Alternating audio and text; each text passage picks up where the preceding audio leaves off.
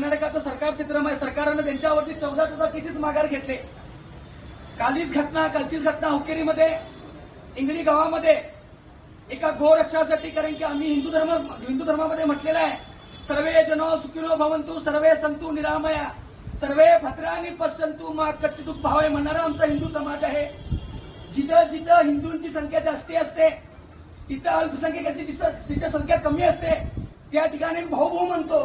खरं ज्या अल्पसंख्याकांची संख्या जास्ती होते त्यावेळेला आमच्या हिंदूंवरती त्या ठिकाणी अत्याचार सुरू होतो, जसं बांगलादेशमध्ये होत आहे.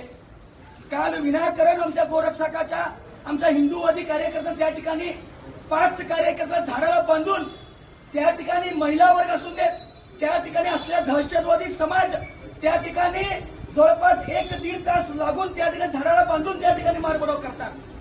धिक्कार करतो या काँग्रेस सरकारचं आणि प्रशासनाचं.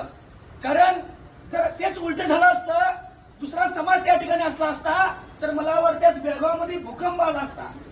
कारण कुठल्या धर्मगुरूवरती जेव्हा कोण बोललं जात आहे तर त्या ठिकाणी त्यांची संख्या मला वाटते 10,000 15 मिनिटांमध्ये त्या ठिकाणी हजर होते.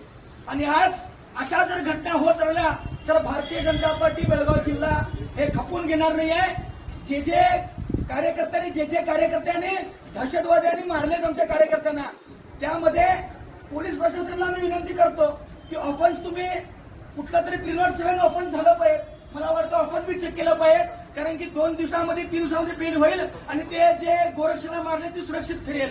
आम्ही संपूर्ण भारतीय जनता पार्टीच्या वतीनं राज्य संदर्भाच्या वतीनं आम्ही विनंती करतो एसपी साहेबांना की त्यांच्यावरती कडक शिक्षा झाली पाहिजे अशी भारतीय जनता पार्टीच्या वतीनं मागणी आहे. जय श्रीराम. जय श्रीराम. धिक्कारा धिक्कारा कांग्रेस सरकार के धिक्कारा. धिक्कारा धिक्कारा कांग्रेस सरकार के धिक्कारा. ಮತದಾನ ಶಕ್ತಿಗಳಿಗೆ ಧಿಕ್ಕಾರ